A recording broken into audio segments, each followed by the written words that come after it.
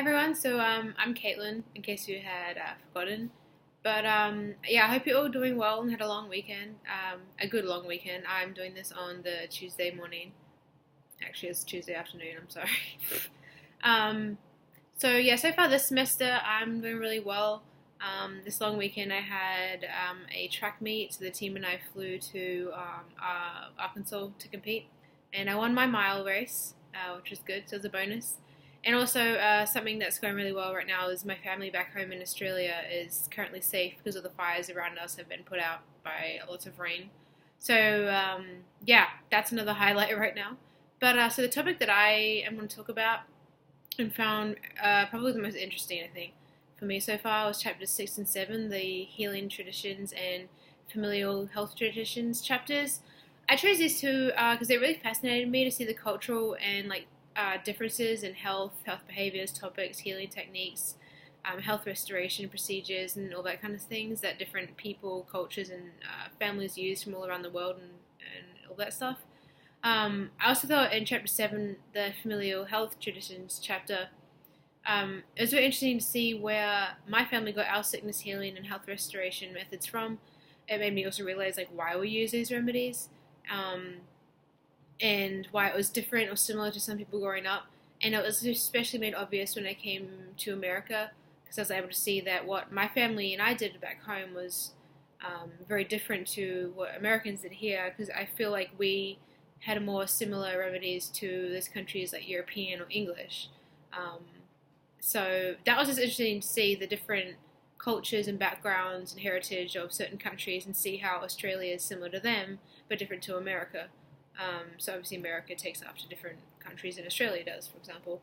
I think a lot of these remedies and methods are getting forgotten and replaced by modern medicine, and I think that we should keep these older traditions instead of relying just on medicines and chemicals. For example, colds, using hot chicken soup, keeping up your fluids and liquids, and getting lots of rest and sleep, or hot camphor or wheat pack on the chest around the neck.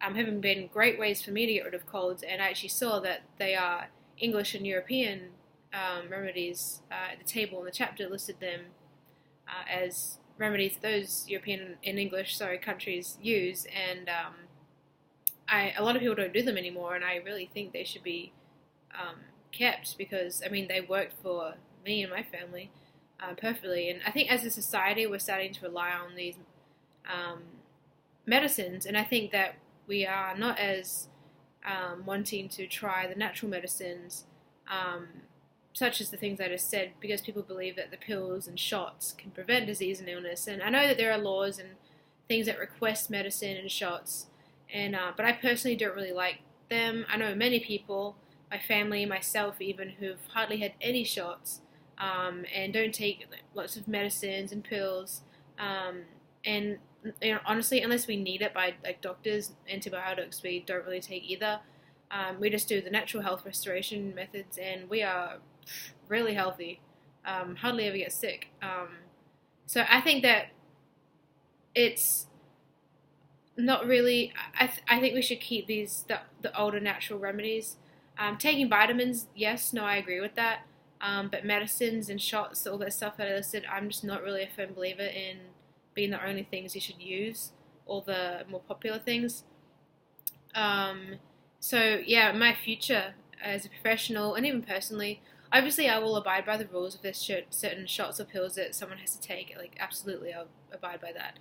But I'll definitely give them knowledge and information about the older, more natural remedies, the folk natural remedies that I use. Different natural methods, like the table in chapter 7, it has all the different remedies and where it came from for what illness.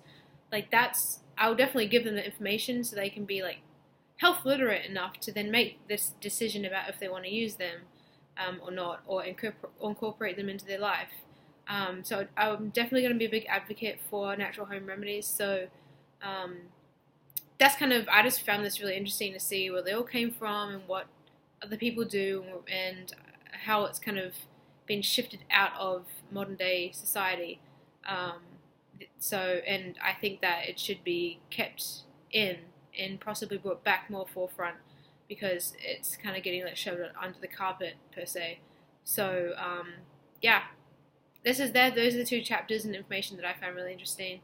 And yeah, so this is my entry, and I hope it wasn't too boring because it's 5 minutes. Bye.